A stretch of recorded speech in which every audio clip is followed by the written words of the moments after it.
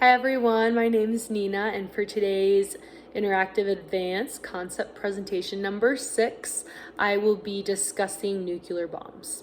So just to go into some brief background and answer some questions that are on the prompt, what type of nuclear chemistry is needed for a nuclear bomb to work? So it is a nuclear fission reaction, and that's what takes place. And so this type of reaction is where the nucleus of an atom splits into two or more nuclei. One reaction induces a series of chain reactions, and a very large amount of energy is then released throughout this process. So let's go into the term fission. This is the process by which an atom's nucleus is split into smaller particles and resulting in the release of neutrons along with lots of energy. So now we're going to go into what is occurring inside the reaction, along with what components are necessary to achieve the chain reaction required for the nuclear fusion. So let's go into what is occurring inside nuclear bombs. And so they use nuclear energy to create an explosion. And that's the first thing. And so now, secondly, their energy is contained in an atomic nuclei, and that is then released during the nuclear reaction in radioactive decay. So to answer and go over this whole concept presentation today, we're going to go over two of the nuclear bombs, and they are the atomic and hydrogen. So both are created by nuclear energy, and so their main differences is how they both explode, along with what type of elements and components make up both bonds. So let's jump into the atomic bomb first. So here we're going to think of an elongated round torpedo. And so inside the atomic bomb, the chain reaction of the fission of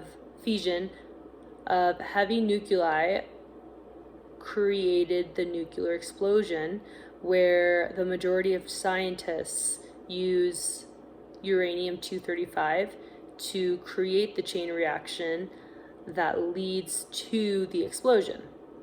And so in order to create the nuclear explosion, the content of uranium-235 must be at least 80%. And so when creating nuclear bombs, the uranium-235 is what's enriched, and the explosion then occurs. And in the video, this has been shown as critical mass. And so when critical mass is reached, that is when a nuclear decay reaction is formed with the release of energy. So this release of energy is what causes that explosion. However, to make a nuclear bomb, one critical mass isn't actually enough. And so you're going to need at least 4 to 5 critical masses of matter to make the nuclear bomb. The video explains that scientists create this critical mass by one of the 4 masses of matter known as implosive. So here we can take a second look and imagine an atomic bomb, but the critical mass has not been reached. Oh, sorry. Here we can take a second and imagine an atomic bomb in the form of a small ball, which include all the properties to create an atomic bomb. However, the critical mass has not yet been reached. And so the scientists make a guided explosion from the outside, which causes the space inside the ball to then shrink towards the center, making the density of the uranium-235 then increase, then causing the result of the nuclear explosion. And so that is how the atomic bomb works. Now let's get into the second one, known as the hydrogen bomb. And so in this bomb specifically, energy is released due to the thermonuclear fusion. So here the first thing that happens is a very fast reaction that takes place, and it uses ions known as deuterium and tritium. Tritium, yeah. And so, the main substance, which is lithium hydride.